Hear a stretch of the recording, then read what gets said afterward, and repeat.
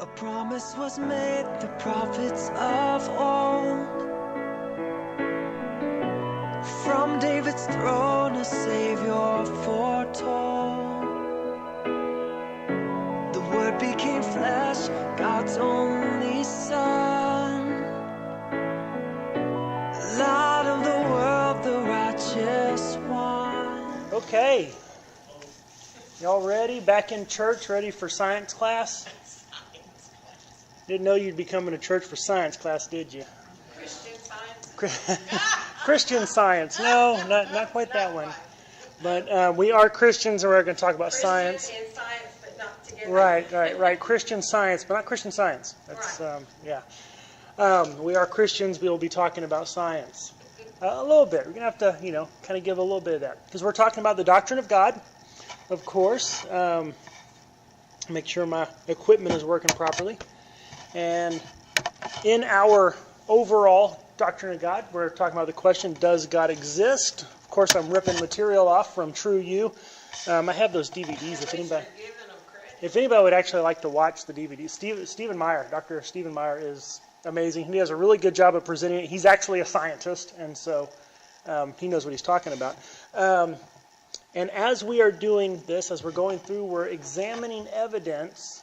And then we're trying to figure out, okay, which worldview is supported by this evidence, right? And we give our four main worldviews: theism, deism, naturalism, which says, that nature, matter, physical world is all that exists. And then pantheism, which says that God is part of nature, that nature is God and God is nature, kind of like the Force in Star Wars kind of a deal.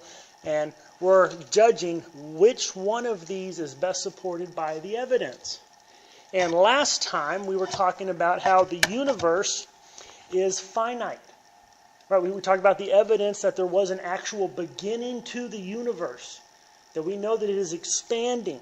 And if it is expanding, then that means at one point it was back to nothing. If you trace the timeline back, you get to a definite, finite beginning point in time. And atheist scientists don't like this because that means that there has to be a beginning, which means there is a beginner. And that points to something outside of space and time, and they don't like that. So they came up with a few theories to try to get around this beginning of the universe. And so we'll talk about those briefly, and then we're going to get into what's called the fine-tuning of the universe. Kind of like, you want an instrument to be finely tuned so it plays just nicely. Well, the universe is finely tuned for life to exist.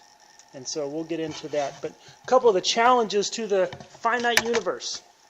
What's called the steady state model. You don't have to remember these. There won't be a test. Maybe a pop quiz. We'll see. There was a guy named Hoyle, Sir Fred Hoyle, Dr. Fred Hoyle. And he came up with this idea of the steady state. And what it says is that matter is continuously being created.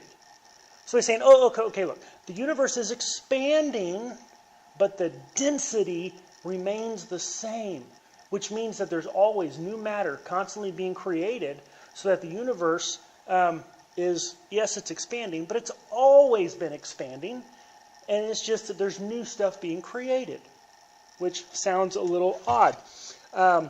So what we have going on now is a comparison of ideas. Okay, so we have an expanding universe. And one model, we'll call it the Big Bang. I know Big Bang's not popular among church folk, but just saying that there was a beginning, a bang, doesn't necessarily mean when it happened. There's the Big Bang, the moment when it happened, and then there's the theory of the Big Bang that involves all of the billions of years and all that. We're kind of splitting between the two. We can talk about ages some other time. But now we have, the beginning, universe is expanding. Well, in his theory, the universe is expanding. And someone said, how can we test this? And they said, wait a minute, if there was a Big Bang, if there was a beginning, there would have been a massive amount of radiation and energy that was given off at that first event of expansion. And so that radiation, that energy, should kind of, fade out, spread out as the universe is expanding. Then you would kind of have this kind of residual radiation in the background if the finite universe was the reality. Whereas if steady state was real, there wouldn't be any background radiation. So that was the theory. And at the time, they didn't have any way to test it. But years later, you get these two guys, Robert Wilson and Arno Penzias. They are listening. They're doing something else. They're working for Bell Labs. They're not looking for the beginning of the universe. They're not in cosmology. They're not even trying to answer this question. But they have this radio telescope of theirs, and they keep getting this weird interference. And they try to figure out what it is. Well, maybe it's birds. No, there's no birds in our antenna. Maybe it's the traffic. Maybe it's power lines. Maybe it's radio or something. But they eliminate all their possibilities, and they're thinking, well, what is making this interference? And then they remembered, hey, wait a minute. There was something we read about a guy talking about some background radiation in the universe. And so they talked to the guy who came up with that. I forget his name at the moment. And they got together, and sure enough, they measured it, and hey, that's what it is. And no matter which way they pointed their telescope, pointed their radio wave, their receiver, it was this background hum in every direction, everywhere they looked. And so we found the background radiation, which proved the steady state was a bust. That one is not the answer. So what people said was the oscillating universe. This is the idea that, yes, right now it's expanding, but then one day it's going to retract and collapse back in on itself, and it'll have another big bang, and it'll expand, and then it'll pull back in and contract on itself, and that there's this cycle of over and over and over again of oscillations, this cycle of expansion, retraction. And so, yes, right now it looks like there was a beginning, but not really. It's just this cycle. People said, okay, well, how can we test that one? And they really could make some measurements to do that. There's two major problems with this theory that puts it to rest. One is there's not enough mass. Okay, gravity. You all know how gravity works, right? When you drop something, it actually falls to the ground. Gravity is done by mass. Kind of the easiest way to explain it is if you imagine a trampoline. Maybe y'all have like a trampoline for grandkids or anything, or have ever had a trampoline or know what a trampoline is. What happens if you put a bowling ball on a trampoline? Right, it just kind of sinks down and everything kind of goes towards it. Well, that's what gravity is. And so the heavier an object is, the more it draws things to it. So if you put a bunch of marbles out on a trampoline, they'll just sit there because they're not very heavy. But then you put that bowling ball on there, everything's going to run towards the bowling ball. Well, that's how gravity works, based on mass. Well, they estimate the mass of objects, stars and galaxies and everything in the universe, and there's not nearly enough to kind of make it all pull back together. So it's expanding, and they think, okay, we have to have this gravity to pull it back together, but there's not enough mass to pull it together.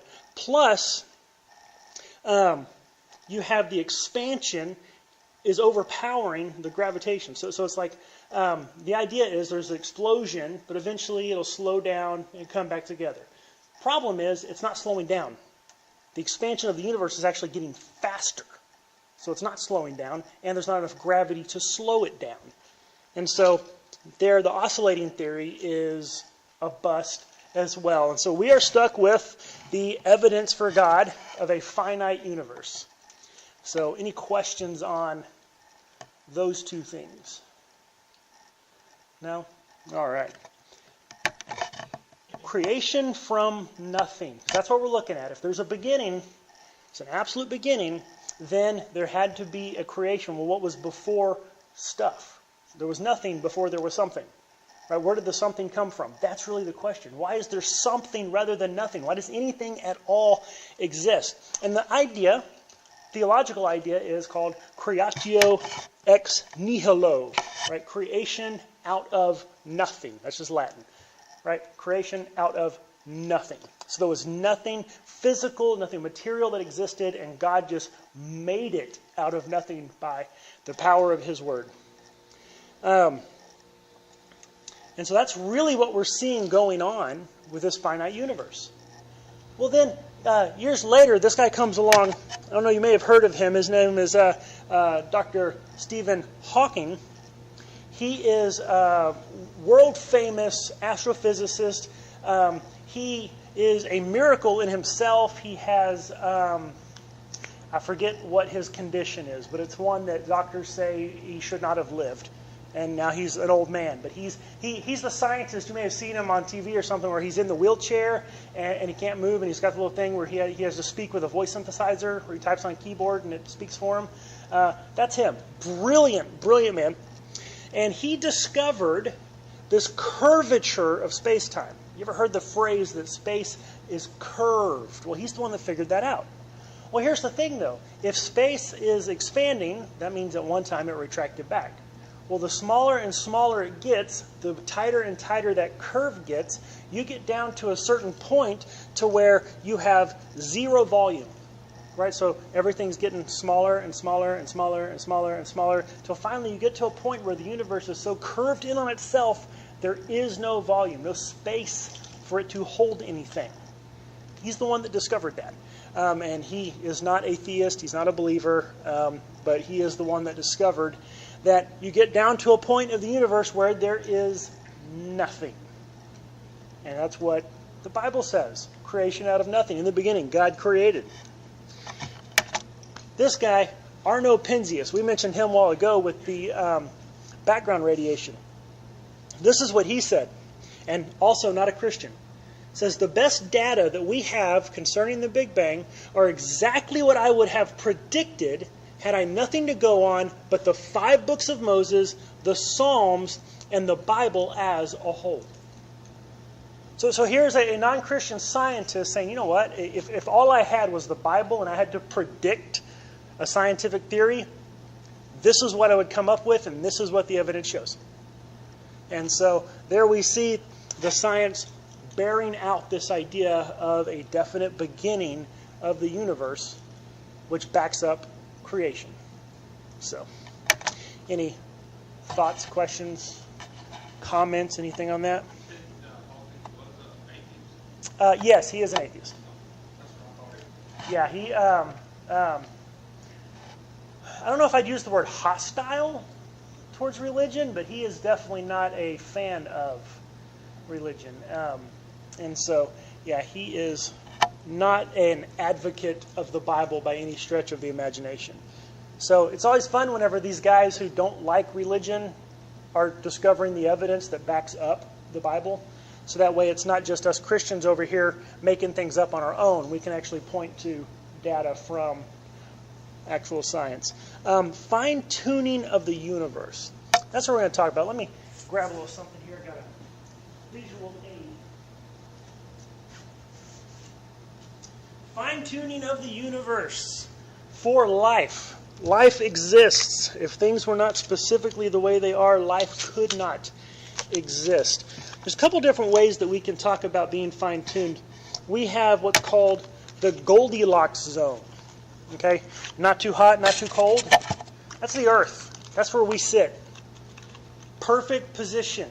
If we were any further away, be too cold. Life couldn't live. If we were any closer to the sun, we all burn up. Life couldn't survive on the Earth. If the rate of spin, if it was faster or slower, wouldn't work. The angle of the tilt that we have that allows us to have our seasons, that helps the balance of life so that we can exist. The size and distance of the moon. Right? Y'all know what the moon does, how it causes the tides as it goes around. If it were bigger or if it were closer, it would cause tidal waves. Right? With the tide coming in wouldn't be a nice gentle wash in and out. It would be just tsunamis covering the earth.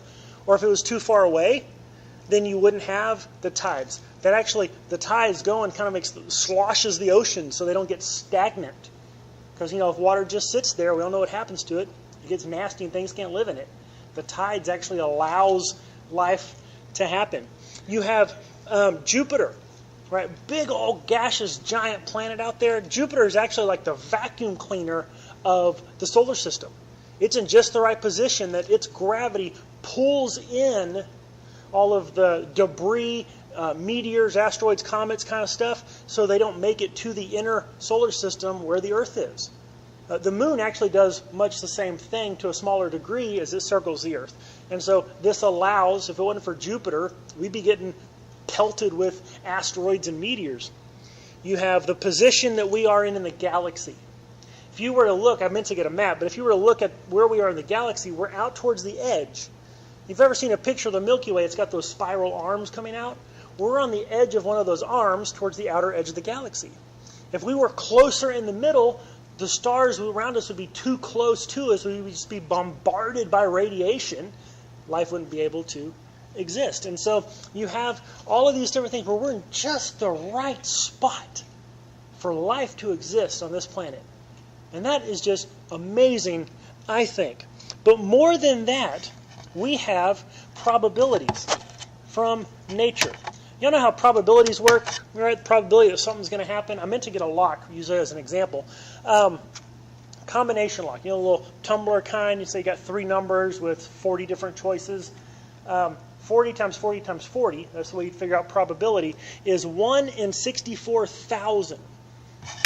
1 in 64,000. Which means that if I were to just hand you a combination lock, you would have a 1 out of 64,000 probability that you would find the right combination by trying it, right? So I mean that's for if you were to just pick up a lock, right, and just spin it first try, click, it pops open. Wow, that is just really lucky. If you're standing there and someone just picks a random lock up off the ground, turns it, and opens it, you're gonna go, wait a minute, you must have known what that was, right? You're gonna be a little skeptical about the chance of that because 1 in 64,000? No, there might be something else going on here. Well, we got some bigger probabilities. How about a royal flush? I know we're Baptists, so I won't embarrass you by asking if anybody plays poker. What?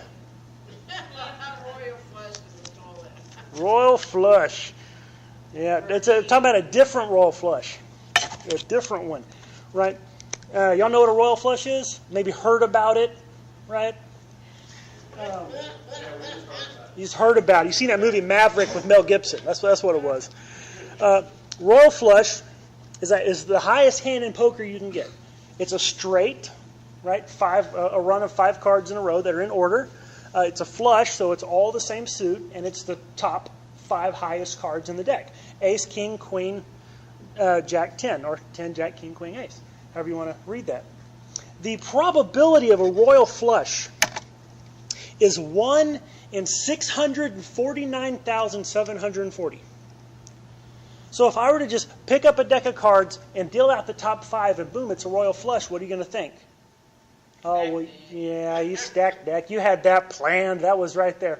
Right? Actually, the chances of getting a royal flush, based on this probability, if you were to be dealt 20 hands a night, every night, for 365 days a year, it would take you 89 years to get a royal flush. That's the probabilities we're looking at there. So royal flush, very difficult, right? So if you're playing poker and someone comes up with a royal flush, first off, why are you playing poker? Gambling's a sin. But if you're playing poker and someone comes up with a royal flush, you go, wow, that is amazing. Deal out the next hand. Royal flush again. Hold on a second. Well, no. There's no chance you got that 2 in a row. They do it again. 3 royal flushes in a row. What are you thinking? Somebody's cheating. No. This doesn't happen, right? The probabilities. Look at that probability. No way this happens.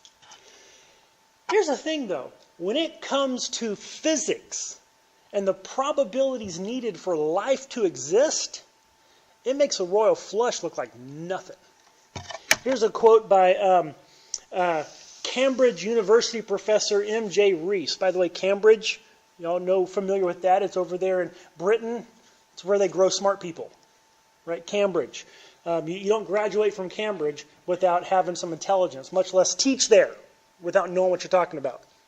And he says, the possibility of life as we know it depends on the values of a few basic physical constants and is, in some respects, remarkably sensitive to their numerical values.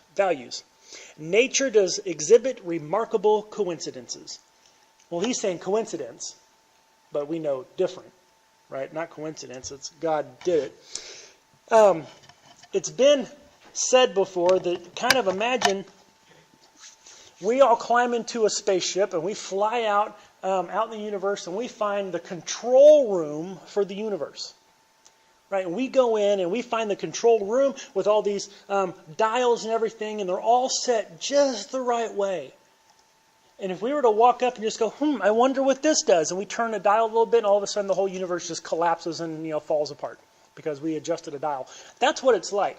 There are all these forces and all of these things going on in nature, in the universe, that are set just the right way, that if they were even just a hair stronger or weaker, it wouldn't work. Gravity, for instance.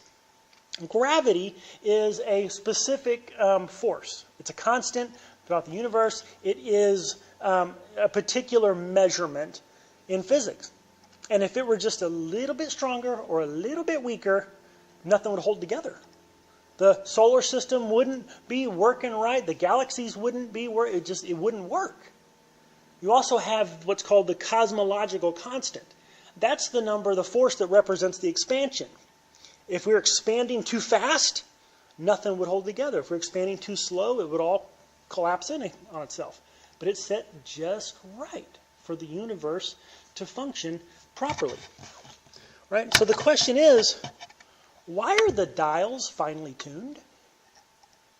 See, this is something that scientists, not just Christians, not just people who believe in God, but atheist scientists make these measurements and they go, wow, everything seems to be set up just the way it needs to be. You have Sir Fred Hoyle, right? We talked about him. This was the steady state guy. He does not like the idea of a beginning. He is not friendly to the idea of God. And he says that a common sense interpretation of the data suggests that a super intellect has monkeyed with physics as well as with chemistry and biology. So he's even looking at the data going, wow, a common sense view says that somebody set this up. Here you have an astronomer, George Greenstein.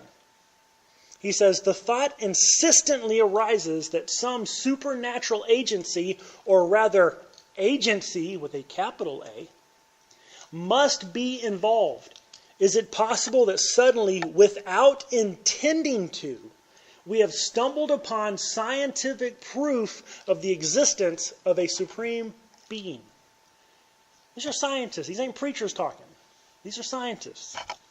Okay? And they're talking about this because the universe is finely tuned. Right? If it was expanding any faster, then there would be no structure in the universe. It'd all fall apart. If it were going slower, it wouldn't work. We look around and we see all of this finely tuned, specific information. Everything set just the way it needs to be. And what is it we think? That it happened by chance? No, we look and we go, oh, someone made it this way. So why is it that we assume design? Why do we infer? Why do we look at something and think, hey, that was designed? Well, there's two things that are necessary for us to look at something and think, oh, that was designed. Someone designed that. One, high improbability. Right? If we look at something and go, wow, look at the odds of that. But not just high improbability, but also that there's a pattern, right? That there's something functional about it. That it actually serves a purpose, some goal-directedness. So, for instance, you'll recognize that? Yeah? Anyone ever actually been there? You actually seen it? Yeah? I haven't. That's a funny-looking mountain. How do you figure that mountain got that way? Lots of dynamite. Yeah, it wasn't wind and erosion, right, doing that? Just happened. All by itself, it just happened. The Big Bang happened. Right? Well, here's the deal. You look up there and you say, hey, that is a very highly improbable structure. Okay, well, but the rocks around it are highly improbable as well. I mean, what are the chances that this cliff face over here is going to have exactly those same grooves and everything? That's pretty highly improbable. But what does that have that the other rocks don't? There's a pattern. There's function. There's a goal. There's a purpose. It's to look like the presidents. Right? And so we see something like that and we think, oh, that was designed.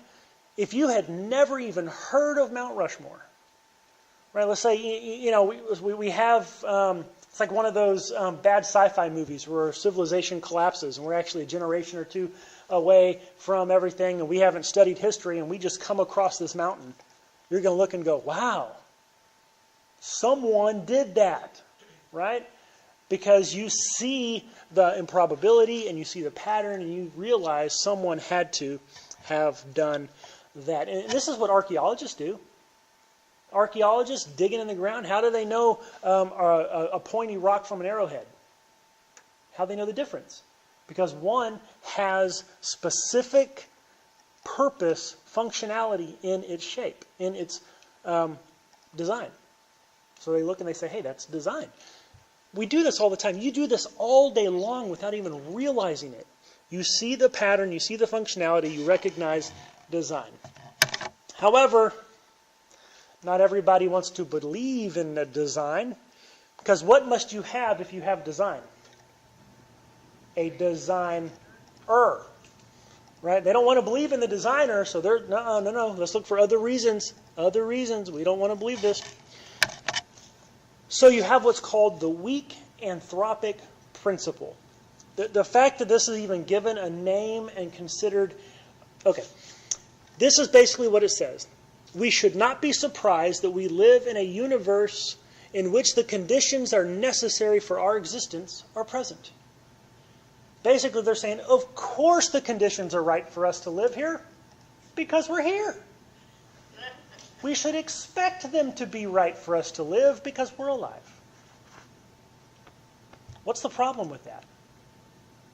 Does it actually answer the question? No, not at all. It just simply says it is what it is. Well, okay, I mean, I guess if that's what kind of gets you by, but that doesn't answer any questions. Let's say, for instance, you're an insurance adjuster. You're an insurance, agent. You're the guy person who goes in there and examines the situation to determine a fire. Well, let's say a house caught fire and you want to go determine the cause for insurance purposes. You go in, you look around, you come out and go, I know what it was. It was the oxygen in the air. It's what caused the fire. Oxygen in the atmosphere. Because oxygen is necessary for fire, right? What does that get you anything? No, it doesn't answer the question. Of course oxygen is needed. That's not the point. It's not the question. What started it going? And so the weak anthropic principle has some problems. It does not explain why these conditions are so improbable.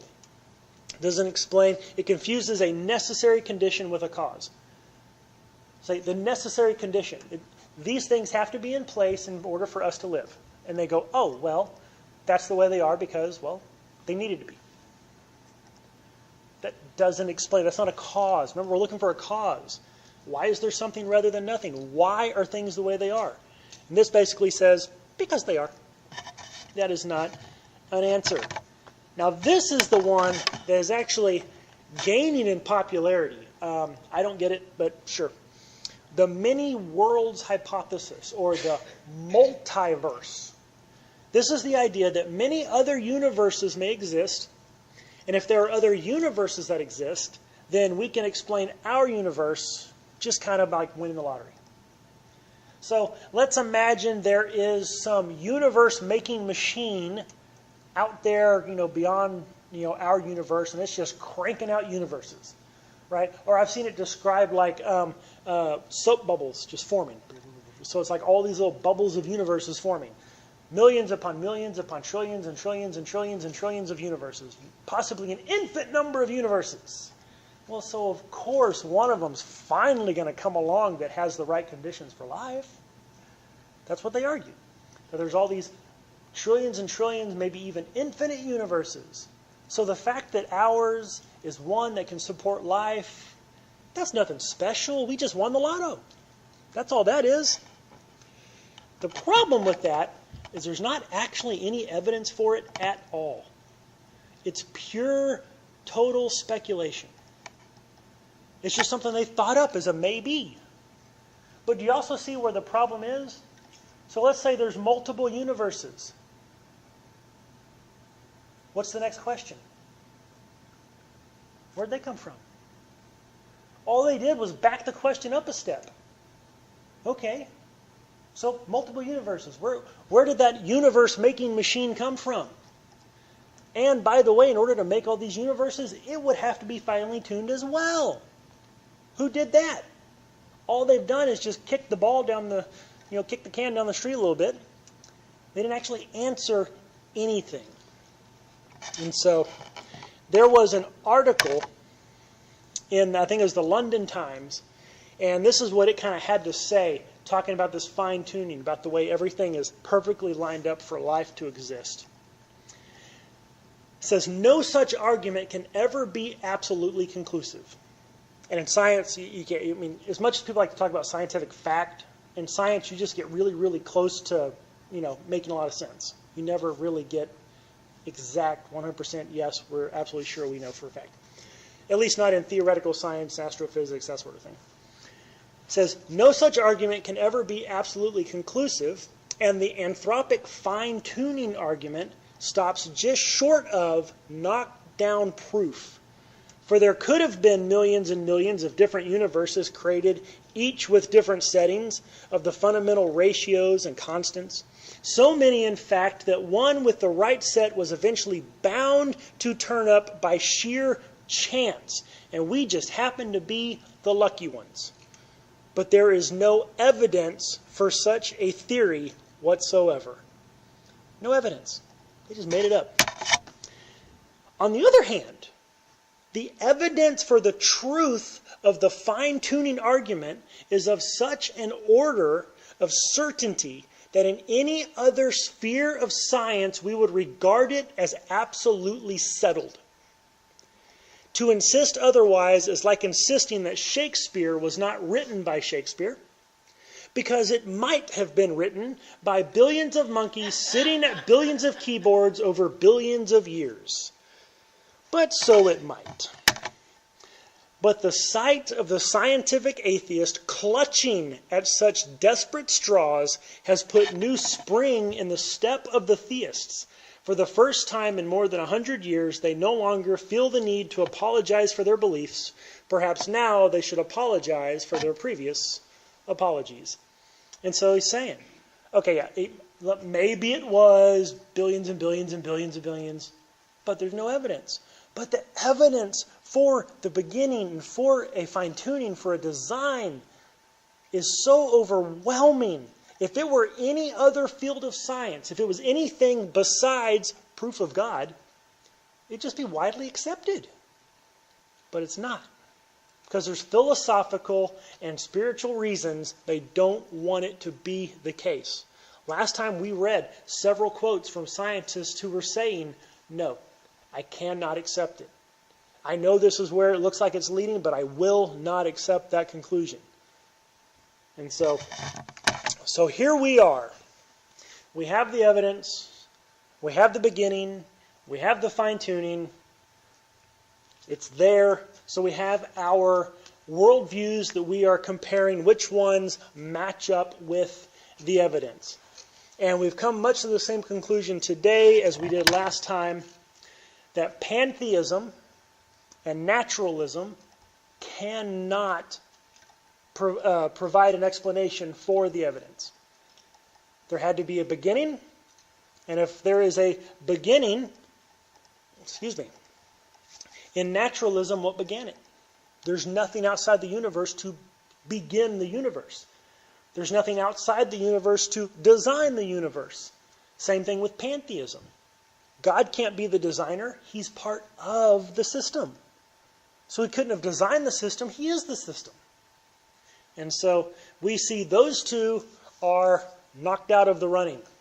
That leaves us with theism and deism. And we'll get into more as we go to explain why it's actually more likely theism, an active, involved God, rather than deism, which is God just created the world and let it go. Disinterested, not involved. And so, what's interesting though, what we see in this evidence is what is needed, what is demanded by this evidence is a creator who transcends matter and time and space and energy. Okay, so the universe, the relationship between space, time, and matter is such that they're all three needed, coexistent. So whatever it is that created the universe must be spaceless, timeless, and immaterial. Who does that sound like? And because of the design, the intricate physics and the design of all the constants and forces in nature requires that it be an intelligent creator. Highly intelligent. Might we say omniscient, all-knowing? And so here we see that the science is not only showing that there is a creator, but the necessary attributes of the creator is describing the God of the Bible. And so we'll get into some more next week. We've been looking big, right? We've been looking out at the stars. Next week we're going to actually go down in and look in the cell, get into some DNA and that sort of thing. But any questions on any of this? There's so much evidence there is a creator. Yeah. What would it take for some of these guys to go, oh, man, I'm wrong, there is definitely. There's been a lot who have. I mean, Walked over. yeah, I mean, there's been some that just, after a while, like some of these guys that we quoted that are saying, wow, you look at this evidence and you have to, only conclude that maybe there was some super intellect. A lot of these guys that are saying that, they're saying it at the end of their life, after decades of denying and looking for other reasons and explanations. Now, that doesn't necessarily mean that they, flipped the card and, accepted Christ and bought in wholesale, but, after decades and decades of looking and looking and looking and looking for some other explanation, at the end of their life, a lot of times they just scratch their head and go, you know what? That's our revival right there. Yeah. Some of these guys would admit that there is a God. Well, and there actually is a little bit of a revival, a renaissance taking place in academia, among scientists, among historians and philosophers that are looking at this stuff and saying, hey, However, remember we talked about the first week, the Darwin-only club is very powerful. Anything that would undermine that tends to be kind of pushed out to the fringes. Have y'all seen the movie Expelled? That Ben Stein, is that his name? Ben? That he did. It's called Expelled, No Intelligence Allowed. And it documents how in academia, in science, in scientific journals, anything that is friendly to creation or intelligent design is not allowed. Because that's not science. That's not really science. So we can't have you here. Like, I can't remember his name. We'll have to watch the movie sometime. He was I don't know the head of, but he was high up in the Smithsonian. And he allowed an article to be published. He himself didn't actually put forth any ideas, but he allowed an article to be published that was friendly to intelligent design. And he got pushed out. You have all kinds of cases of professors being denied tenure because it comes out, to the university that they have theistic or creationist leanings. It's not allowed. A respectable scientific journal is not going to publish an article that has to do with creation or intelligent design, because then they won't be respectable anymore. So the anti-God culture among science is pretty strong, but there's some cracks in the armor. Maybe that's why God's keeping Hawkins alive this long. So that he will Maybe so. accept that there is a God and fight. Yeah. The nation is. Pray for that one, because I know a lot of people that would stop in their tracks and go, "What? Wait a minute, huh?" Because he's a rock star among the scientific atheist community, and so that'd be a good one. You can pray for that one. And so, yeah, had somewhere I was going to go with that. Don't remember. But there's chinks in the armor. There's cracks in the wall that are forming. On the evolution front, because we have all this that we looked at, where fine-tuning and all of this, we mentioned the new atheists, Dawkins, and one guy in particular, Christopher Hitchens, militant, hated God, hated anything to do with religion. But he himself admitted that the fine-tuning argument is one of the strongest arguments for God. You look at the evidence and it's like, wow, okay, that very well may be. But he didn't want to believe it, so he wouldn't have anyway. But you have all of this going on. You have a little bit of a renaissance in philosophy. You have on the biology front with evolution, cracks starting to form there.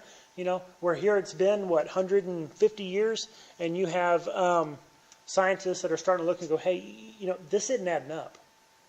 I mean, as much as it's in the textbooks and it's just hammered and hammered and hammered from such a young age, in the scientific literature, there's scientists that are scratching their head and saying, hey guys, this isn't adding up. Maybe we need to look at something else because this isn't working. And so, but they're not going to let you know about that. They're going to keep that under wraps and keep the strong face to the... They have to rewrite the textbooks. Yeah, they would. Well, they already should. There's a lot of stuff in there that, we know is wrong. It's like, even if you believe evolution, these things are wrong, but they're still in the textbooks. And so, but that's a whole other lesson. We'll get into that. So, all right. Anything else? Okay, then. Let's pray. Father God, we thank you as we have looked at the evidence for your existence, for this wonderful creation that you have. God, that it is so marvelous and so wonderful. Your word says that the heavens declare your glory. And as we look at the exquisite detail and the intricate design that you have given in your universe, we can only stand in awe and wonder. God, let us make this a part of who we are. Let us to understand this. God, I pray for those who work in these fields that they can understand it, they can be convicted of it. Yeah, just pray that you can help us to know and to be able to speak truth to those around us. That not only do you exist, but that you love us and your grace and your mercy is available. In Jesus' name, amen. While we were sinners, Christ died for us.